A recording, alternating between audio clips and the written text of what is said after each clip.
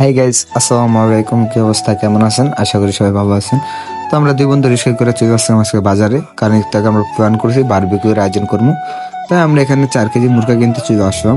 তো মুরগা কিনে হয়ে গেছে, তাই এখন আমরা কাঁচা বাজারের দোকানে চলে আসলাম।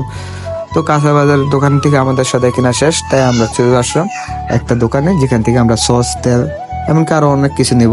তো ওগুলো নেওয়ার পরে আমরা এখন আবার, তো গাইস এগুলো কিনা শেষ, তাই আমরা আবার রিস্কে করে আমাদের নিজস্ব গন্তব্যে চলে আসলাম। তো গন্তব্যে আসার পর বন্ধুকে দিয়ে মুরগাটা কাটতো। আসলে বলতে গেলে ওরা বাবুর্চি বলেন আর কুক বলেন, যেটাই বলেন না কেন, ওইটার দিক দিয়ে সেরা। কারণ ওরা যেভাবে মুরগি কাটতে আছে আমাকে দিবে, আমি জীবনে ওইভাবে কাটতে পারবো না। দিক দিয়ে আবার আমাকে বলতে আছে আগুনটা ধরাইতাম। তো গাই আমি চলে গেলাম আগুনটা ধরাইতে। আগুন ধরাইতে এসে যেটা হইল গাই, কি বলবো, আমি তো কখনো ম্যাচও ধরি না ঠিক মতো। তো গাইজ আগুন ধরাম কি, আমার মন পড়ে রয়েছে বন্ধুর মুখের কারণ দেখা। তো আমি বারবার চলে আসি ওর কাছে। তো খালি বলতেছে যা যা আগুনটা ধরা। তো আগুন ধরাতে আমি সাকসেস হয়েছি, কারণ আমাকে সাহায্য করেছে আমার বন্ধু তারেক। তো ওরা সবাই চিনবে না, আমার অনেক ভিডিওতে দেখেন আমার সাথে আমাকে খুব সাহায্য করে। তো আমি আবার চলে আসি ওর কাছে, দেখি না হয় কিভাবে কি করে। ওই খালি আমার বকে যে তুই যা যা। তো এই দিক দিয়ে আমি পুরোপুরি আগুন না ধরাতে পারলে কি হইব, আমাকে আমার জাতের শালা, মানে এক কথা বলতে গেলে সবার শালা, আমারও শালা, যদি ওর ভন নাই, ও আমাকে অনেক সাহায্য করছে। তো আগুন ধরানো হয়ে গেছে, তাই আমরা এখন চলে আসি মুরগির ভিতরে মশলা মাখবো। তো বন্ধু তো মাখতেছে, বন্ধু সব দিক দিয়ে বললাম না ওই যে কুক, আর এটা তো আমার শালা, আপনারও শালা বলতে পারেন। তো এই দিক দিয়ে মশলা মাখানো হয়ে গেছে। তো ওইদিকে আমরা চলে গেছিলাম যে যে নেটের উপরে আমরা মুরগাটা পোড়া দিব, ওটাতে তেল লাগাইতেছিলাম। তো গাইস আমাকে কাম যতটুকু দেওয়া হয়েছে অতটুকু আমি সফল। আর এখন যাকে দেখতে পারতেছেন সে হচ্ছে মালিক সিটি একাডেমির প্রধান শিক্ষক।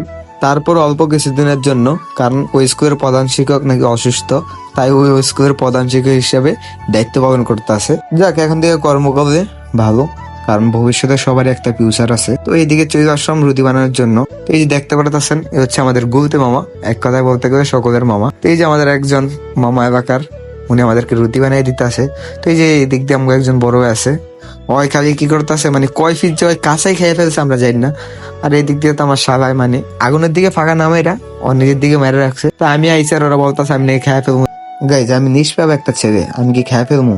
তাই ওরা কি করছে, বাতি দিয়ে ঘুরে ফেলছে। আর গাইজ দেখতে পারতেছেন আমি আসছি দোষ, আর এই দেখেন এটা নখ দিয়ে খুইতে খুইতে খাইতেছে। এটা কি এতই ক্ষুধার্ত নাকি, আমি বুঝলাম না। আর আমি লাস্ট বারবিকিউ খাইছিলাম 1 বছর আগে, যখন কিনা নবিতা রাব্বি, আমি, আমার বন্ধু মেহেদি, এমনকি আমগো সকলের ভাই মাকশান্ত। তো আমরা সবাই মিলে খাইছিলাম, তখন প্রায় 1 বছর হয়ে গেছে। তো আমগো সব কাম শেষ, তাই আমরা এখন ঘরে চলে আসলাম, কারণ ছাদের উপরে এত রাত্রে প্রায় 12টা বাজে গেছে। এত রাত্রে আমাদের বাইরে থাকা ঠিক হবে না, তাই আমরা ঘরে চলে আসলাম।